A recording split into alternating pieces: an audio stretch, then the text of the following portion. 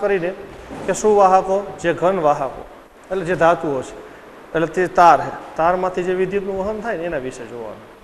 પણ એવું જરૂરી નથી તારમાંથી જ વિદ્યુતનું વહન થાય. વિદ્યુત વિભાજ્ય દ્રાવણો એમાં વિદ્યુતનું વહન થાય, બરાબર. તો આ વિદ્યુત વિભાજ્ય દ્રાવણો છે એમાં વિદ્યુતનું વહન ઉપર આપણે બહુ ધ્યાન નથી આપવાનું એમાં, કારણ કે વિદ્યુતનું વહન ઇલેક્ટ્રોન નથી કરતા, આયનો કરે. અને જે સુવાહકો છે ને ધાતુઓ, તાર, ઘન પદાર્થ, એમાં વિદ્યુતનું વહન ઇલેક્ટ્રોન જ કરે. કેમ? કારણ કે એની છેલ્લી કક્ષામાં ઇલેક્ટ્રોન હોય ને મુક્ત હોય, છેલ્લી કક્ષામાં જોઈજો, બધાય નહીં. એનું ન્યુક્લિયસ તો બંધનમાં હોય, અણુ પરમાણુ તો બંધનમાં હોય, પણ એ છેલ્લી કક્ષાના ઇલેક્ટ્રોન મુક્ત હોય એ અસ્તવ્યસ્ત ગમ્યા ગતિ કરતા હોય અને એ વિદ્યુતનું વહન કરે. તો આપણે એની અંદર વિદ્યુતનું વહન જોવાનું છે. હવે કોઈ પણ પદાર્થમાંથી તમારે વિદ્યુતનું વહન જોવું છે તો એમાં વહન કઈ રીતના થતું હોય છે, બરાબર. એના માટેના અમુક નિયમો તો હોય જ, એ પ્રમાણે એનું વહન થતું હોય. તો એના માટે સૌ પ્રથમ તમારો નિયમ છે ઓહમનો નિયમ. વિદ્યુત વહન સમજાવવા માટેનો પહેલો જ નિયમ ઓહમનો નિયમ.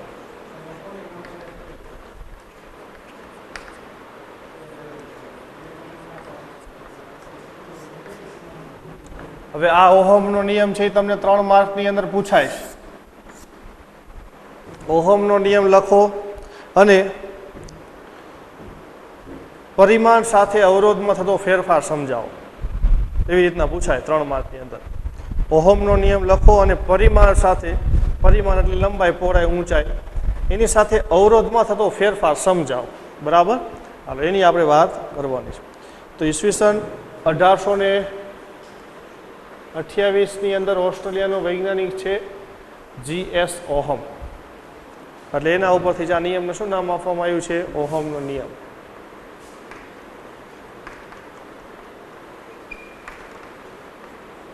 હાલો તો એ નિયમ પહેલા જોઈએ આપણે, એ શું નિયમ કહેવા માટે. તો ઓહમ એવો નિયમ આપ્યો, નિશ્ચિત ભૌતિક પરિસ્થિતિમાં, નિશ્ચિત ભૌતિક પરિસ્થિતિ એટલે આજુબાજુની પરિસ્થિતિમાં બહુ મોટો ફેરફાર ન થતો હોય ને ત્યારે, કે આજુબાજુમાં તાપમાનમાં બહુ ફેરફાર ન થતો હોય, દબાણમાં ફેરફાર ન થતો હોય, તાપમાન, દબાણ ને આવું બધું અચળ હોય, ત્યારે નિશ્ચિત ભૌતિક પરિસ્થિતિમાં કોઈ પણ વાહકમાંથી પસાર થતો વિદ્યુત પ્રવાહ, વાહકમાંથી પસાર થતો વિદ્યુત પ્રવાહ, તે વાહકના બે છેડા વચ્ચે લાગુ પાડેલ વિદ્યુત સ્થિતિમાનનો તફાવત, જેને પોટેન્શિયલ ડિફરન્સ તમે બીજા ચેપ્ટરની અંદર જોઈ ગયા, લાગુ પાડેલ વિદ્યુત સ્થિતિમાનના તફાવતના સમપ્રમાણમાં હોય છે. ફરીથી બોલવું, નિશ્ચિત ભૌતિક પરિસ્થિતિમાં કોઈ પણ વાહકમાંથી પસાર થતો પ્રવાહ, તો વાહકમાંથી પ્રવાહ પસાર થાય છે, એ પ્રવાહ એ વાહકના બે છેડા વચ્ચે લાગુ પાડેલ વિદ્યુત સ્થિતિમાનના તફાવતના સમપ્રમાણમાં છે. એટલે આ પ્રવાહ છે ને આના સમપ્રમાણમાં હોય. દાખલા તરીકે આ એક વાહક છે, સમજી લ્યો, આ સળીઓ છે, તાર છે, આમાંથી પ્રવાહ પસાર થાય છે. એમ તો પ્રવાહ પસાર થાય નહીં, વિદ્યુત ક્ષેત્ર લાગુ પાડવું પડે. હવે તમારે હું વિદ્યુત ક્ષેત્ર નહીં દોરું, હું બેટરી સાથે જોડાણ કરી નાખીશ, જો આમ કરી નાખીશ, આવી રીતના બેટરી સાથે જોડાણ કર્યું એટલે આ બેટરીનો ધન ધ્રુવ એટલે આ પ્લસ, ઋણ ધ્રુવ એટલે માઇનસ. આપણે આવું જ કંઈક કર્યું હતું સળિયામ, ખબર, આ બાજુ ધન ને આ બાજુ ઋણ ને આવું દર્શાવ્યું. આ ધન ને ઋણ એટલે આ વિદ્યુત ક્ષેત્ર થયું કે નહીં, આ બાજુ વિદ્યુત ક્ષેત્ર લાગુ પડ્યું એટલે પ્રવાહ પસાર થાય છે. આમાં ધનથી ઋણ બાજુ પ્રવાહ પસાર થાય, આમ પ્રવાહ પસાર થાય. પણ એ પ્રવાહ પસાર થવા માટે બેટરી જોડવી પડે ને બેટરીનો કંઈક વોલ્ટેજ હોય. બેટરી એટલે સેલ, બરાબર. સેલ જોઈજો, નાનો સેલ હોય એનો વોલ્ટેજ હોય 1.5, મોટો સેલ હોય તો એનો વોલ્ટેજ વધારે હોય. ધીમે ધીમે પછી બેટરી મોટી થતી જાય, પછી મોટરસાઇકલની હોય, ટ્રેક્ટરની હોય, બસની હોય, મોટી બેટરી આવતી જાય, 12 વોલ્ટની આવે, 50 વોલ્ટની આવે. એટલે આ બેટરી છે એનો વોલ્ટેજ હોય, એના બે છેડા વચ્ચે વિદ્યુત સ્થિતિમાનનો તફાવત મળે. એ વોલ્ટેજને કારણે વિદ્યુત ક્ષેત્ર લાગુ પડે આપણે, કારણ કે વિદ્યુત ક્ષેત્ર જોઈએ છે ને, વિદ્યુત ક્ષેત્રથી પ્રવાહ મળે. તો વાહકમાંથી પસાર થતો વિદ્યુત પ્રવાહ, એ વિદ્યુત પ્રવાહ કોને પસાર કર્યો? બેટરીએ. એ વિદ્યુત પ્રવાહ આ બેટરીના વોલ્ટેજ એટલે તમે બેટરીના 5 વોલ્ટની હોય તો આ બે છેડા વચ્ચે 5 વોલ્ટ મળે. આ બે છેડા વચ્ચે વિદ્યુત સ્થિતિમાનનો તફાવત કેટલો? 5. આ બેટરી લઈ લ્યો તો આ બે છેડા વચ્ચે વિદ્યુત સ્થિતિમાનનો તફાવત કેટલો? 0. તફાવત જ નથી, બેટરીને જોઈ લીધો. જેટલા વોલ્ટની બેટરી એટલે આ બે છેડા વચ્ચે વિદ્યુત સ્થિતિમાનનો તફાવત મળે.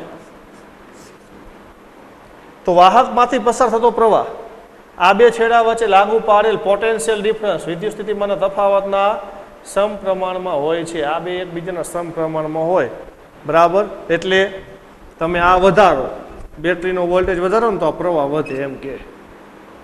વધારે વોલ્ટેજ લાગુ પાડો તો વધારે પ્રવાહ પસાર થાય, ઓછો વોલ્ટેજ લાગુ પાડો તો ઓછો પ્રવાહ પસાર થાય. એવું ઓહમનો નિયમ છે કહેવા માંગે. એટલે હું નિયમ પહેલા લખું.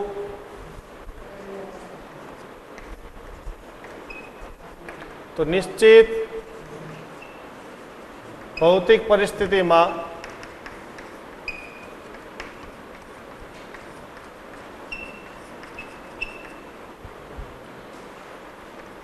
વાહકમાંથી પસાર થતો વિદ્યુત પ્રવાહ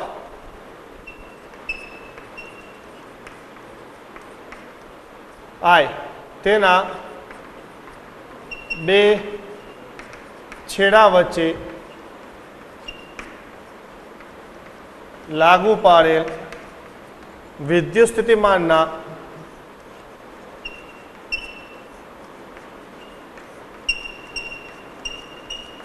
તફાવતના, જેને ટૂંકમાં કહેવાય પોટેન્શિયલ ડિફરન્સ અંગ્રેજીમાં, તફાવતના ભીના સમપ્રમાણમાં હોય છે.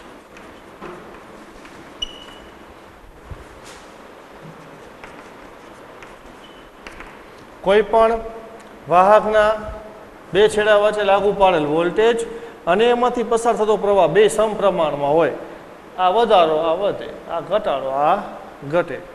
એટલે તમે આમ લખી શકો, વી ચલે છે I. વાહકના બે છેડા વચ્ચે લાગુ પાડેલ બેટરીનો વોલ્ટેજ, વાહકમાંથી પસાર થતો પ્રવાહ. વધારે વોલ્ટની બેટરી જોડો વધારે પ્રવાહ પસાર થાય, ઓછા વોલ્ટની બેટરી જોડો ઓછો પ્રવાહ પસાર થાય. આ ઓહમનો નિયમ. હાલો, બે સમપ્રમાણમાં છે તો આને આપણે આમ લખી શકીએ ને, V બરાબર સપ્રમાણતા અચળાંક, એને હું R, B બરાબર R ઇન્ટુ I, સમીકરણ નંબર 1 આપી દઈએ, જ્યાં R સપ્રમાણતા અચળાંક.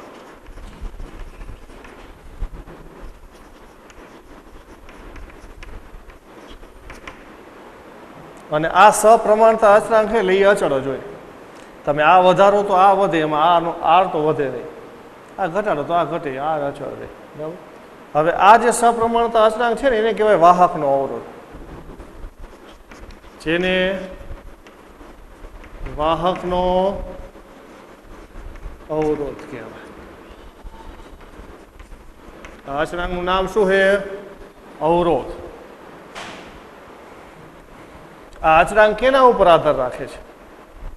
તો અચળાંક છે બે વસ્તુ ઉપર આધાર રાખે છે. અવરોધ R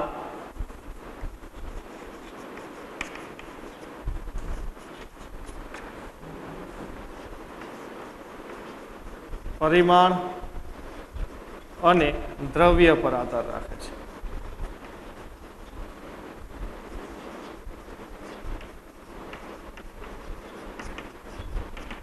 અવરોધ છે પરિમાણ અને દ્રવ્ય. જોઈજો, સમજો. પરિમાણ એટલે તમે આ તાર લીધો તો આ તારનો કંઈક અવરોધ તો આવે, પણ એ તારનો અવરોધ કેટલો આવશે? એ તાર કેવડો લીધો હોય, પરિમાણ કેટલો લાંબો છે, કેટલી એની ત્રિજ્યા છે, બરાબર, એ પ્રમાણે એનો અવરોધ આવે. દાખલા તરીકે આ 10 સેન્ટીમીટરનો તાર લીધો છે તો એનો અવરોધ હોય. પછી આવો નવો 50 સેન્ટીમીટરનો તાર લ્યો તો એનો અવરોધ પાછો બીજો આવે. 10 સેન્ટીમીટરનો અને 50 સેન્ટીમીટરનો બેનો અવરોધ કંઈ સરખો આવે નહીં, બરાબર. એટલે પરિમાણ ઉપર આધાર રાખે છે. હવે બીજી વસ્તુ મેં એવું કીધું, દ્રવ્ય. દ્રવ્ય ઉપર એટલે દાખલા તરીકે આ તાર લીધો તો તાર તો શેમાંથી? દ્રવ્યમાંથી બનાવ્યું હોય ને, કે કોપરનો તાર હોય, એલ્યુમિનિયમનો તાર હોય, લોખંડનો તાર હોય, સિલ્વરનો તાર હોય, ગમે દ્રવ્યમાંથી બનાવેલો હોય. તો દ્રવ્ય પ્રમાણે અવરોધ જુદો જુદો. દાખલા તરીકે મેં 10 સેન્ટીમીટરના 3 તાર લીધા. એક તાર કોપરનો, એક તાર લોખંડનો, એક તાર એલ્યુમિનિયમનો. તો ત્રણેય 10 સેન્ટીમીટરના છે એટલે ત્રણેયના પરિમાણ તો હરખા થયા ને, લંબાઈ હરખી, ત્રિજ્યા હરખી રાખી. હાલો, ત્રિજ્યા ત્રણેયની 1-1 સેન્ટીમીટર, એટલે ત્રણેયની ત્રિજ્યા અને લંબાઈ તો હરખી, એટલે પરિમાણ તો ત્રણેયનું સરખું થયું. પણ ત્રણેયના દ્રવ્ય તો જુદા જુદા છે. એક લોખંડ છે, એક કોપર છે, એક એલ્યુમિનિયમ. તો દ્રવ્ય જુદા જુદા છે તો ત્રણેયના અવરોધ જુદા જુદા હોય એવું કહે છે. પરિમાણ બદલો તોય અવરોધ બદલાય, દ્રવ્ય બદલો તોય અવરોધ બદલાય. હવે તમારે 3 માર્કની અંદર તમને એમ જ પૂછે છે, તમારે ઓહમનો નિયમ તો ટેક્સ્ટમાં આપ્યો નથી, પણ તોય તમારે યાદ રાખવાનો, તો પરીક્ષામાં ન લખો તો ચાલશે. તમને આ નિયમ છે ને એ આમ કથન સ્વરૂપે નથી આપ્યો, સીધો આમ આપી દીધો હોય કે પ્રવાહ વિદ્યુત વોલ્ટેજના સમપ્રમાણમાં હોય, બરાબર. એનું કથન આવું હોય. આ કથન તો ન યાદ રાખો તો ચાલે, તમારા ટેક્સ્ટમાં નથી. એટલે આ ઓહમનો નિયમ આવી ગયો, પૂરું થઈ ગયું. હવે આ ઓહમના નિયમનો ઉપયોગ કરીને આપણે અવરોધ પરિમાણ ઉપર કઈ રીતના આધાર રાખે છે, પરિમાણ સાથે કોઈ પણ દ્રવ્યનો અવરોધ કઈ રીતના બદલાય એની ગણતરી દર્શાવવાની છે. એ ગણતરી જ ખાસ કરીને 3 માર્કમાં પૂછાય, બરાબર. પરિમાણ સાથે એટલે લંબાઈ સાથે, મેં કીધું ને, ત્રિજ્યા સાથે, ક્ષેત્રફળ સાથે. તો એના માટે હવે આપણે એની ગણતરી કરી કે અવરોધનો પરિમાણ સાથે થતો ફેરફાર.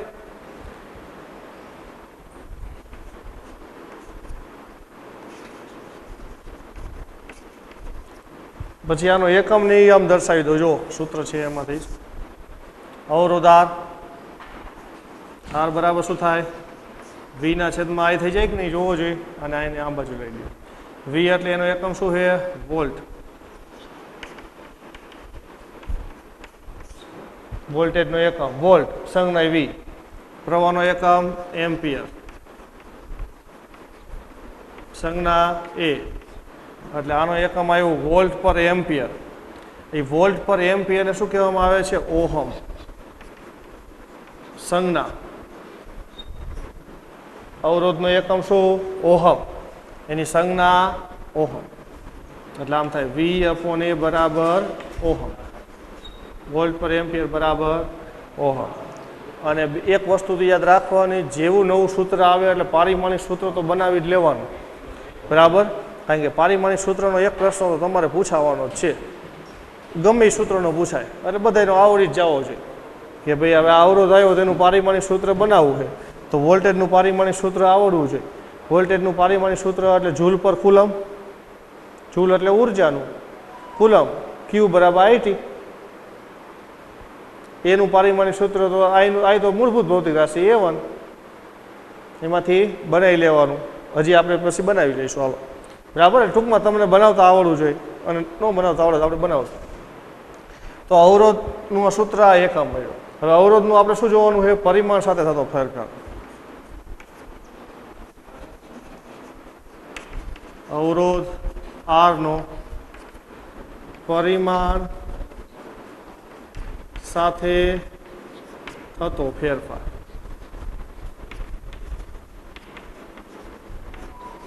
હાલો, પરિમાણ સાથે થતો ફેરફાર છે એ આપણે લેવો. એના માટે હું એક ચોસલું લઈ લઉં.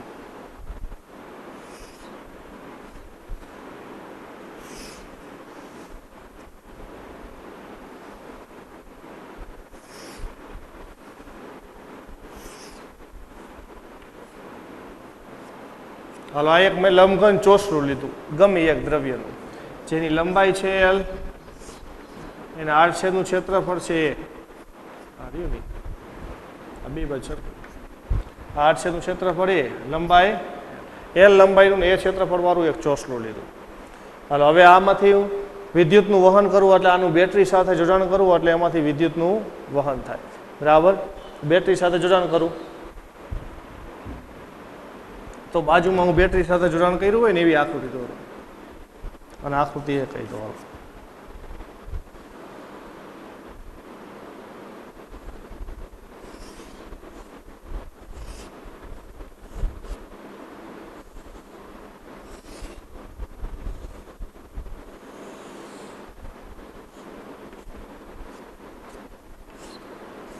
બેટરી સાથે જોડાણ કરે, કારણ કે આપણે વિદ્યુતનું વહન કરવું છે એટલે બેટરીનું જોડાણ કરવું પડે, વિદ્યુત ક્ષેત્ર લાગુ પાડવું પડે.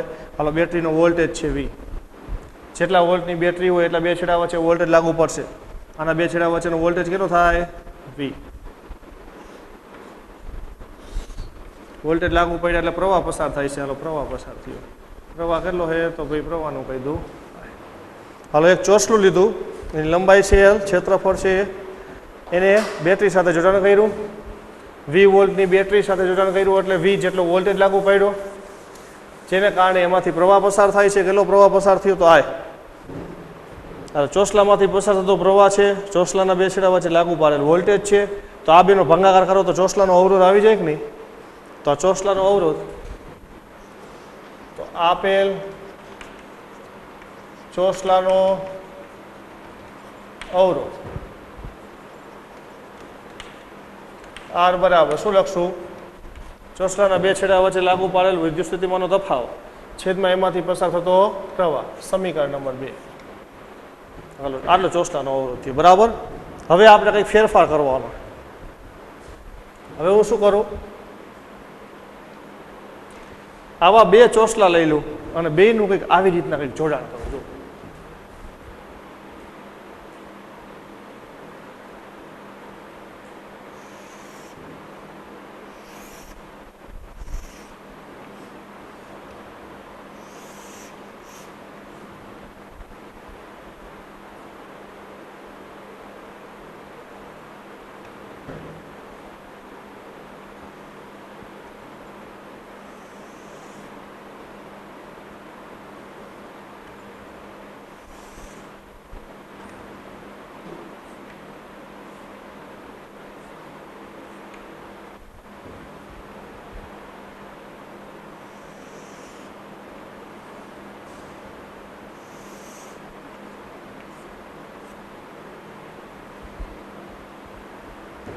બે ચોસલાનું જોડાણ કર્યું. આ ચોસલું છે ને એની બાજુમાં એવું ને એવું બીજું ચોસલું મૂકી દીધું.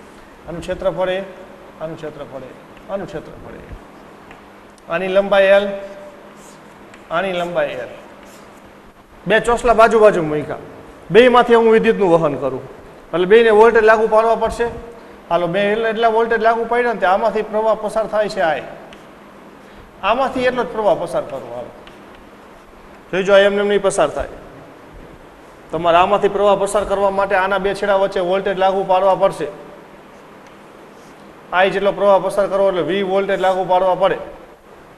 કારણ કે I જેટલો, I એટલે 10 એમ્પિયર લઈ લ્યો. હાલો, તો આમાં 10 એમ્પિયર પ્રવાહ પસાર કર્યો, કેટલો વોલ્ટેજ લાગુ પાડ્યો? તો V. V એટલે 10 વોલ્ટ લઈ લ્યો. તો 10 વોલ્ટ તમે આપો છો તો 10 એમ્પિયર પ્રવાહ પસાર થાય. તો આમાં 10 એમ્પિયર પ્રવાહ પસાર કરવો હોય તો સીધું જ છે, 10 વોલ્ટ તો આપવા જ પડે. તો આની તમારે વિદ્યુત સ્થિતિમાનનો તફાવત આપવો પડશે. એટલે કહેવાનો મતલબ કે આનું બેટરી સાથે જોડાણ કરવાનું, આનું બેટરી સાથે જોડાણ કરવાનું, તો જ બેમાંથી વિદ્યુતનું વહન થાય, નહીં તો થાય નહીં. હવે સીધી વસ્તુ છે, હું એક ઉદાહરણ આપું. વિદ્યુતનું વહન થવા માટે વિદ્યુત ક્ષેત્ર જોઈએ છે. એટલે વિદ્યુત ક્ષેત્રની જગ્યાએ હવે તમારે શું યાદ રાખવાનું? વિદ્યુતનું વહન થવા માટે વિદ્યુત સ્થિતિમાનનો તફાવત જોઈએ. એક છેડે વોલ્ટેજ વધારે, એક છેડે વોલ્ટેજ ઓછું.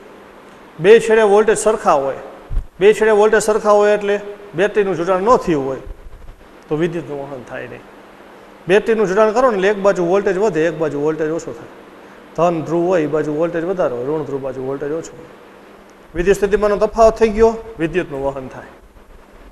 એટલે વિદ્યુત સ્થિતિમાનનો તફાવત હોય તો જ વિદ્યુતનું વહન થાય. બરાબર. સામાન્ય રીતે તમને એક ઉદાહરણ આપું કે એક પાણીની પાઇપલાઇન છે. પાણીની પાઇપલાઇન આમ સીધી રાખી હોય તો એમાંથી પાણીનું વહન થાય? ન થાય. એમાં સ્થિર પાણી ભર્યું રહે એમને, પણ એનું થોડીક આમ ત્રાસી કરી નાખું તો ઊંચાઈવાળા ભાગથી આ બાજુ નીચી બાજુ પાણીનું વહન થવા મળે. એવું જ વિદ્યુતનું વહન છે. હવે હું બેટરીનું જોડાણ ન કરું એટલે તાર આવી રીતનો છે, સીધો, એમાંથી વિદ્યુતનું વહન નહીં થાય. બેટરીનું જોડાણ કરવું એટલે આમ થઈ જાય ધારવાળો, એટલે પાણીનું વહન થાય ને એવી રીતના વિદ્યુતનું વહન થાય. બીજી વસ્તુ, આ ઓહમના નિયમમાં કીધું ને, જેમ તમે વોલ્ટેજ વધારે આપો પ્રવાહ વધારે પસાર થાય. 5 વોલ્ટની બેટરીમાં ઓછો તફાવત હોય, 50 વોલ્ટની બેટરીમાં વધારે તફાવત હોય કે નહીં, પ્રવાહ વધારે પસાર થાય. એવું ને એવું ઉદાહરણ જો પાણી માટે. તમે આ પાઇપને આમ થોડીક ત્રાસી કરો તો થોડું પાણી જવા મળે, વધારે ત્રાસી કરો વધારે પાણી જવા મળે. એટલે આ બે છેડા વચ્ચે જેમ ઊંચાઈનો તફાવત વધારે ને એમ પાણીનું વહન વધારે. તો આમાં એવું જ છે કે તમે જે તાર લીધો એના બે છેડા વચ્ચે જેમ વિદ્યુત સ્થિતિમાનનો તફાવત વધારે, પ્રવાહ વધારે પસાર થાય. તફાવત ઓછો પસાર થાય, ઓહમનો નિયમ જ કહે. તો આની અંદર હવે તમારે આ જો બે ચોસલા લીધા એટલે બે પાણીની પાઇપ જ સમજવાની તમારે. એટલે બે ચોસલામાંથી એક સરખો જ પ્રવાહ પસાર કર્યો. બરાબર. એક સરખો પ્રવાહ પસાર કર્યો એટલે સીધી જ વસ્તુ, બેને વોલ્ટેજ કેવો લાગુ પાડ્યો હોય? એક સરખો. બે એક જ દ્રવ્યના લીધા છે, જુદા જુદા નહીં. આ કોપરનું તો આ કોપરનું. બરાબર. હવે એક આકૃતિ હું સાઈડમાં દર્શાવજો. પાણીની પાઇપલાઇન.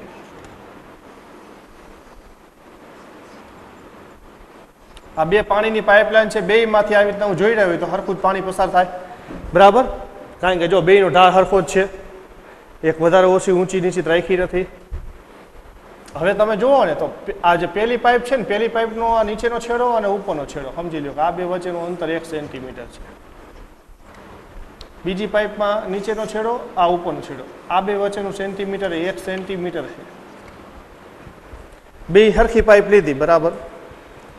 બે આવી રીતના રાખી ત્રાસી, તો આ બે છેડા વચ્ચેનું અંતર હોય એટલું જ આ બે છેડા વચ્ચે અંતર થાય. આ બેનો ઊંચાઈનો તફાવત હોય એટલો જ આ બેનો ઊંચાઈનો તફાવત થાય. અહીંયા ઊંચાઈનો તફાવત 1 સેન્ટીમીટર છે, એટલે આમાંથી પાણી જાય એટલું જ પાણી આમાંથી જાય. બેયમાંથી પાણીનો પ્રવાહ સરખો.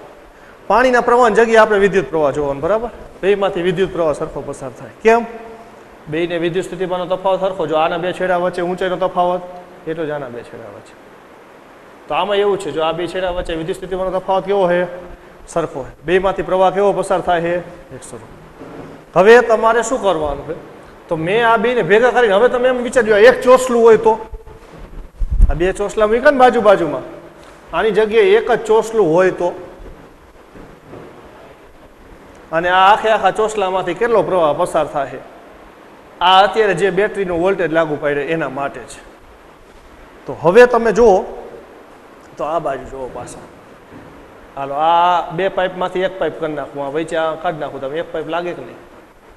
બરાબર? આ એક પાઇપ છે, એના ઉપરનો છેડો આ, નીચેનો છેડો આ, બે વચ્ચે ઊંચાઈનો તફાવત કેટલો થાય? આ 2 સેન્ટીમીટરનો થાય. બે પાઇપ ભેગી કરી નાખો એટલે બેના પેલા છેલ્લા છેડા વચ્ચે ઊંચાઈનો તફાવત ડબલ જ થઈ જાય ને, બરાબર? હવે જોયો આમાં જ પાછું આ ચોસલું છે એક, આ બે છેડા વચ્ચે વિદ્યુત સ્થિતિમાનનો તફાવત કેટલો? V. એટલે તમારે 1 સેન્ટીમીટર એમ ગણવાનું. આ ચોસલું છે બીજું, એ બે છેડા વચ્ચે વિદ્યુત સ્થિતિમાનનો તફાવત કેટલો? એટલો જ V. એટલે તમારે 1 સેન્ટીમીટર સમજવાનું. હવે બેન ભેગા કરી નાખ્યા. હવે તો એક જ ચોસલું વધ્યું, તો એક ચોસલું વધ્યું, એનો પહેલો છેડો આ, બીજો છેડો આ, તો આ બે છેડા વચ્ચે વિદ્યુત સ્થિતિમાનનો તફાવત કેટલો? આ છેડો અને આ છેડો. તો આ પાઇપમાં ઓલો પેલો ઉપરનો છેડો નીચેના છેડા વચ્ચે કેટલી ઊંચાઈ આવી હતી? ડબલ. તો આમાં ઊંચાઈ ડબલ, તો આમાં તફાવત ડબલ. તો આ તફાવત કેટલો હોય? 2 વોલ્ટ.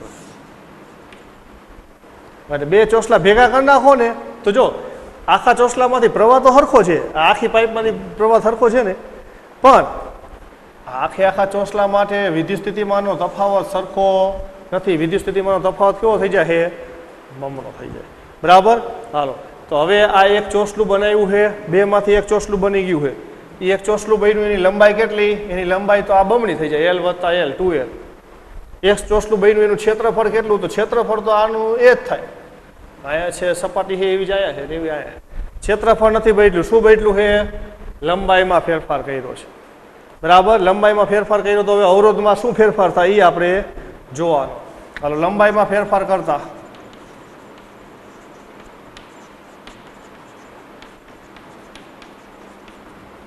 તો આકૃતિ બી ની અંદર જુઓ તો આકૃતિ બી માટે બંને ચોસલામાંથી પસાર થતો પ્રવાહ, બંને ચોસલામાંથી પસાર થતો પ્રવાહ કેટલો છે? I હરખો. બંને ચોસલાના બે છેડા વચ્ચે પોટેન્શિયલ ડિફરન્સ કેટલો છે? V. આના છેડા વચ્ચે V, આના છેડા વચ્ચે V, બરાબર? હવે બેન ભેગા કર્યા તો આખે આખું સંયુક્ત ચોસલા માટે, હાલો, સંયુક્ત ચોસલામાંથી પસાર થતો પ્રવાહ એને હું કહી દઉં I ડેશ. કેટલો? તો I. આખું ચોસલું ભેગું કરી નાખો તોય આખા ચોસલામાંથી પ્રવાહ તો આ એકમાંથી થયો એટલું જ બીજામાંથી થયું, ને આખામાંથી એટલું જ થાય. એક પાઇપમાંથી પાણી ગયું એટલું બીજામાંથી ગયું, ને આખામાંથી એટલું જ થાય. તો પસાર થતો પ્રવાહ તો આટલો છે. સંયુક્ત ચોસલાનો વોલ્ટેજ સંયુક્ત ચોસલાના છેડાઓ વચ્ચે પોટેન્શિયલ ડિફરન્સ એને હું કહી દઉં VDS એ કેટલો થાય છે ડબલ ટ્વાઇસ V. જો એક બદલાય એક નથી બદલાતો, પ્રવાહ નથી બદલાતો પણ વોલ્ટેજમાં શું થાય છે ફેરફાર. હવે આખા ચોસલું છે ને એનો અવરોધ, હાલો સંયુક્ત ચોસલાનો અવરોધ એને હું લખું RC. તમારી ચોપડીની અંદર RC દર્શાવ્યો, નકર R ડેશ લખો તો ચાલે, એટલે RC લખું, બરાબર. હવે આ બે ભેગા કર્યા જે ચોસલું બન્યું ને એનો અવરોધ બરાબર શું, તો આ ચોસલાને લાગુ પાડેલ વોલ્ટેજ, એટલે આખા ચોસલાને લાગુ પાડેલો વોલ્ટેજ કેટલો છે V ડેશ. આખા ચોસલામાંથી પસાર થતો પ્રવાહ I dash. Hello V dash બરાબર તો કેટલા છે તો ટ્વાઇસ V. I ડેશ બરાબર I, એટલે વોલ્ટેજ બમણો થાય છે પણ પ્રવાહ એટલો ને એટલો રહે. પણ V ના છેદમાં I એટલે તો આ લખ્યું જો, R એટલે તો આ એક ચોસલાનો અવરોધ, તો આને આમ લખાય. તો RC બરાબર V ના છેદમાં I એટલે R એટલે 2R થઈ જાય. એ ચોસલાને ભેગા કરો ને તો અવરોધ છે ને બમણો થઈ જાય. એક ચોસલાનો અવરોધ તો R હતો જ, તો બેને ભેગા કરો તો અવરોધ કેવો થઈ જાય બમણો થઈ જાય. એવું તમને આ પરિણામ મળ્યું. આપણે કીધું ને પરિમાણ ઉપર આધાર રાખે, એટલે એક ચોસલું આપણું શું હતું L લંબાઈનું 10 સેન્ટીમીટરનું, ક્ષેત્રફળ તો એ છે. બીજું ચોસલું આપણે શું લીધું 20 સેન્ટીમીટરનું. આ બે ભેગા કર્યા એટલે 20 સેન્ટીમીટરનું ચોસલું વધ્યું, ક્ષેત્રફળ ઘટાડ્યું તો અવરોધ વધ્યો. આના ઉપર શું કહીએ કે અવરોધ R ક્ષેત્રફળ A ના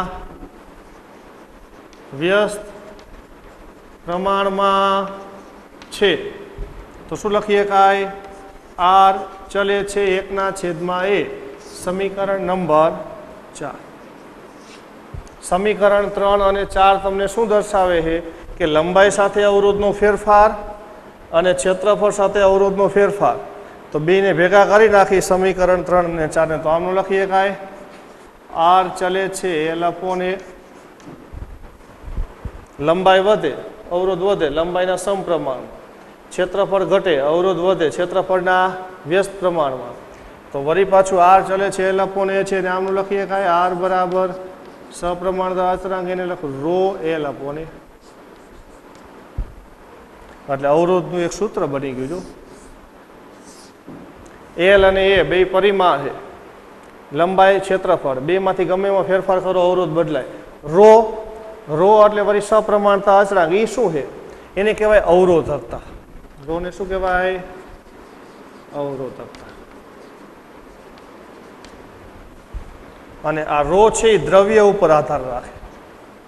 કેના ઉપર આધાર રાખે દ્રવ્ય પર આધાર રાખે. 3 માર્કની અંદર તમને આવી રીતના પૂછાઈશ, ઓહમનો નિયમ લખો અને અવરોધનું પરિમાણ સાથે થતો ફેરફાર સમજાવો. આ અવરોધનું સૂત્ર મેળવવાનું. એ સૂત્ર તમને કહે કે લંબાઈ અને ક્ષેત્રફળ એટલે પરિમાણ સાથે અવરોધ કઈ રીતના બદલાય, બરાબર. એટલે આ અવરોધનું સૂત્ર જેની અંદર વળી નવી ભૌતિક રાશિ આવી રો, એ રોને કહેવામાં આવે છે અવરોધકતા. એ દ્રવ્ય ઉપર આધાર રાખે. એટલે દાખલા તરીકે 3 તાર લીધા 10-10 સેન્ટીમીટરના, બરાબર. ત્રણેય જુદા જુદા દ્રવ્યના છે, તો ત્રણેયની અવરોધકતા જુદી જુદી હોય, કારણ કે ત્રણેયનું દ્રવ્ય જુદું.